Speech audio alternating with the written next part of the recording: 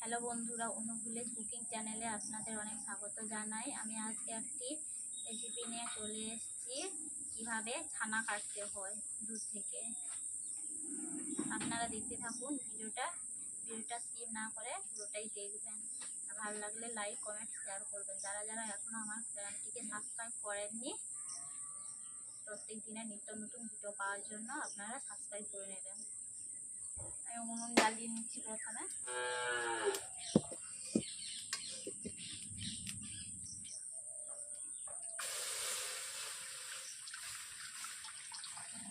বন্ধুরা দেখতেই পাচ্ছেন, আমি দুধটা দিয়ে দিচ্ছি। প্রায় 2 লিটারের দুধ, পুরোটা বাড়িরও গরু আছে, গরুরই দুধ। বন্ধুরা দেখতেই পাচ্ছেন আমি দুধ গরম করতে দিচ্ছি। আমি দুধটাকে এইভাবে 10 মিনিট জাল দিয়ে দেবো।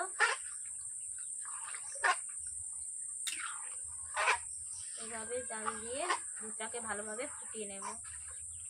দুধ যত ভালো ফুটবে তত ছানা পড়বে।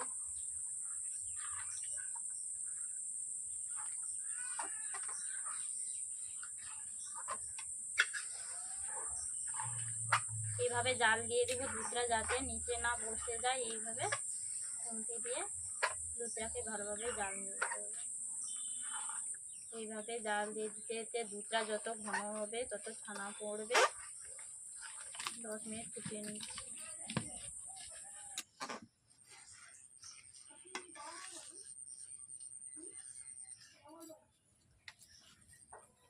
বন্ধুরা দেখতেই পাচ্ছেন আমার কড়াইতে দুধ ফুটছে। আমি ওতে অ্যারারুট দিয়ে দিলাম 2 চামচ।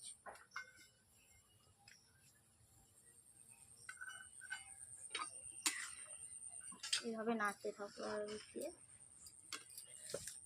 দেখতেই পাচ্ছেন বন্ধুরা আমার ছানাগুলো কেমনভাবে, দুধের ছানাগুলো কেমনভাবে কেটে যাচ্ছে। দুধ থেকে ছানা হচ্ছে, সুন্দরভাবে হয়ে গেছে, ফুলে যাচ্ছে, কেটে যাচ্ছে। দেখতেই পাচ্ছেন এইভাবে আপনারা বাড়িতে ছানা কেটে নেবেন। আর কেমন হলো বাড়িতে, আপনাদের কেমন হলো বাড়িতে জানিয়ে দেবেন আমার কমেন্ট বক্সে।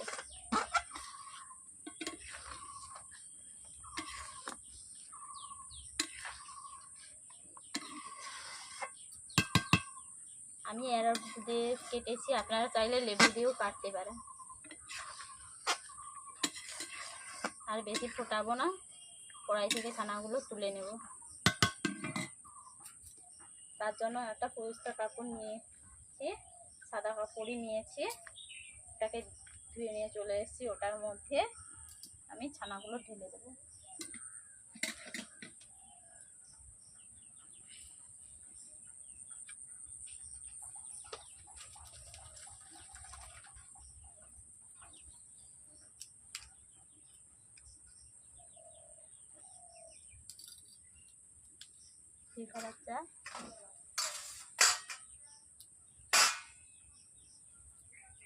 এরকম করে আমি একটা পুটলি করে নিচ্ছি।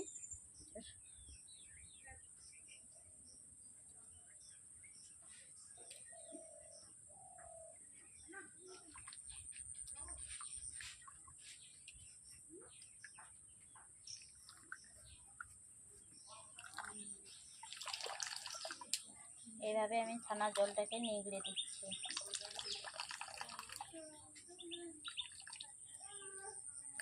এ থেকে পনির বানাবো।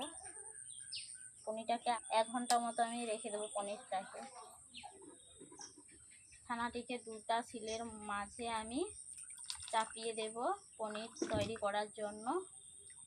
এইভাবে আমি ছানাগুলোকে জল বের করে দিচ্ছি, হাত দিয়ে নিগড়ে দিচ্ছি পিঠে।